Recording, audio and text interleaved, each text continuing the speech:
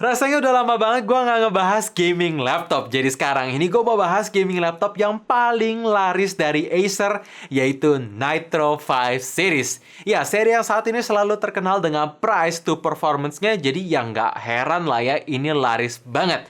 Tapi pertanyaannya, apakah Nitro 5 Series kali ini bisa memenuhi ekspektasi orang banyak? Well, langsung aja kita basa-basi. So, welcome back to Up to Date IDN Channel. Nama gue Greg, dan let's check it out.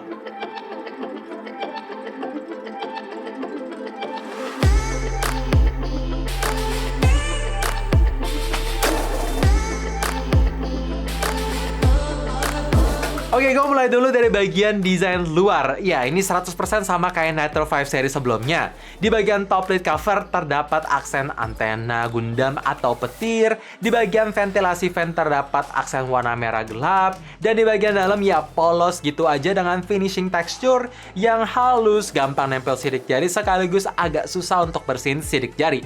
Harus menggunakan kain microfiber. Dan dalam segi bobot pun nggak berubah, berat di 2,3 kg dan punya dimensi atau ketebalan di 2390 mm. Jadi ya masih bisa dibilang tebal dan berat. Sebenarnya kalau ngomongin soal berat, gue nggak masalah mengingat ini gaming laptop. Tapi harapan gue semoga di next, Acer bisa bikin Nitro 5 series tuh jadi makin tipis. Jadi ya enak aja, ringkas untuk dibawa kemana-mana. By the way, dalam segi port juga tidak ada yang berubah. Di samping kirinya terdapat Kensington lock, LAN port, dua USB 3.2 Gen 1, dan jack 3.5 port. Di bagian kanan ada HDMI, USB 3.2 Gen 2 with power off USB charging, dan USB Type-C yang sayang banget belum support Thunderbolt. Oh ya, terakhir untuk charging portnya itu ada di bagian belakang, tapi seperti ciri khas Acer Nitro Series, ini harus pastikan rada masuk ke dalam, kalau nggak nanti takut nggak nge-charge. Desain layar di laptop ini ya masih sama kayak Nitro 5 series sebelumnya. Ya, bezel atasnya agak tebal, di bagian bawahnya tebal banget, pinggir kiri kanan udah tipis, jadi punya screen to body ratio yang sama besarnya di 80%. Di next bisa lah ya Acer bezel atas dan bawahnya itu ditipisin biar terlihat makin ganteng dan keren aja. Sekarang ngomongin soal kualitas layar, emang panelnya masih menggunakan IPS LCD dengan color gamut 100% sRGB yang bagus dan berwarna. Tapi ada dua peningkatan yang bagus. Pertama, dalam segi resolusi bisa makin tajam di QHD. Dan kedua, refresh rate lompat dari sebelumnya 144Hz ke 165Hz dengan respon rate yang sama di 3 millisecond.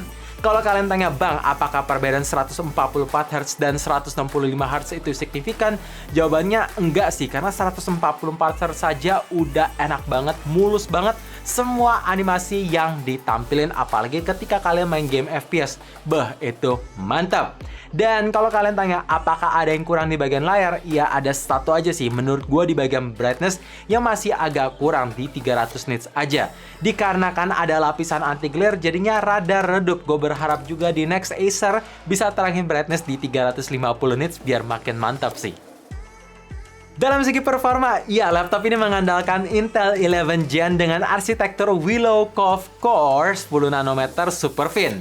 Jadi performa multithread nggak bisa lebih ngebut sampai 19% dan tentunya udah ada Intel Turbo Boost Max 3.0 biar performa bisa makin ngebut lagi.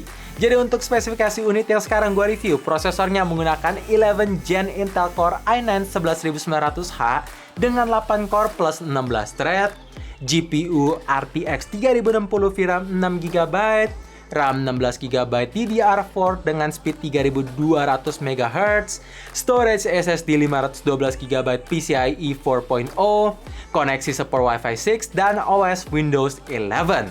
Dalam segi upgradability, laptop ini ya masih bisa dibilang fleksibel karena tersedia satu slot SSD NVMe dan masih ada slot SATA regular. Dan untuk ngomongin soal RAM, masih tersedia satu slot lagi yang bisa kalian upgrade sampai 32GB dual channel. Jadi menarik. Dan ngomongin soal performance in real life ketika gue main game, ada 3 yang gue coba. Pertama adalah Jedi Fallen Order dengan resolusi QHD, settingan grafik epic, dan shadownya diturunin ke medium. Bisa dapat lowestnya di angka 50, rata-ratanya di angka 58 FPS, dan maksimal nyentuh sampai 60 FPS yang cukup konsisten. By the way, ini gue nyalain VSync biar lebih stabil. Dan game kedua yang gue coba ini game baru, yaitu Grounded. Sebenarnya nggak baru-baru juga, lebih tepatnya gue yang baru main. Dengan settingan resolusi QHD, grafiknya high, motion blurnya 20%, dan render quality 100%, bisa dapat rata-ratanya di angka 49, lowest 46, dan highestnya di angka 55 FPS. Terakhir untuk game CSGO, game mainstream dengan resolusi QHD, grafik rata kanan, di DAS bisa dapat rata-rata FPS-nya di angka 100, lowestnya 89, dan highest-nya di angka 130. Jadi kalau misalkan kalian pengen main CS dengan refresh rate yang rasanya lebih ke optimal, turunin aja resolusinya ke Full HD atau turunin grafiknya ke medium kalau misalkan kalian pengen main di QHD. Tapi ngomongin soal performa, ya laptop ini udah bagus dan memang harus gua antisipasi ke kalian, fan-nya akan terdengar sangat berisik apalagi kalau kalian nggak pakai headset. Jadi ya pasang headset aja biar nggak gitu berisik. Tapi dalam segi cooling, ya ini bisa bikin laptop jadi adem. Dan kalau misalkan kalian tanya gimana soal performa editing bang, gue coba ngerender video di Adobe Premiere dengan durasi 4 menit. Dan itu ada cukup banyak footage, bisa makan waktu 1 menit 30 menit aja. Jadi ini cepet dalam segi performa editing maupun gaming udah bagus. Dalam segi sound quality laptop ini gue ngerasa ya sama aja, menggunakan stereo speaker dengan penempatan yang sama dengan kualitas suara yang memang kurang kenceng, bassnya kurang berasa, treble-nya lebih dominan, vokal dan clarity-nya udah jernih. Emang sih kalau misalkan kalian beli gaming laptop pasti akan keseringan menggunakan earphone ataupun headset. Tapi ya alangkah lebih baiknya kalau misalkan Acer bisa kasih kualitas suara yang lebih kenceng dan lebih balance suaranya. Jadi kalau misalkan mau dipakai nonton bareng tuh enak. Apalagi kualitas layarnya pun juga udah bagus 100% sRGB kan.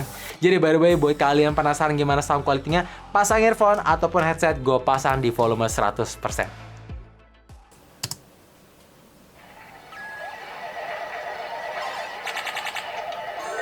Choose your fighter.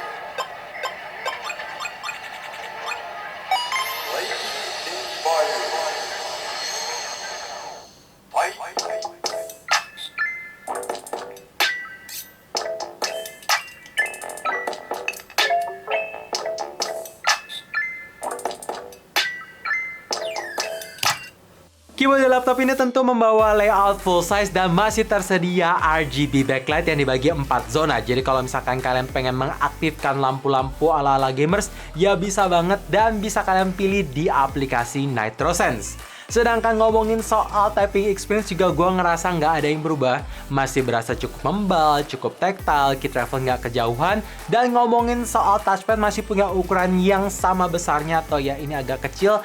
Dan center to spacebar. Gue berharap semoga di next Acer bisa besarin touchpadnya dan pindahin ke center to body jadi terlihat proporsional aja.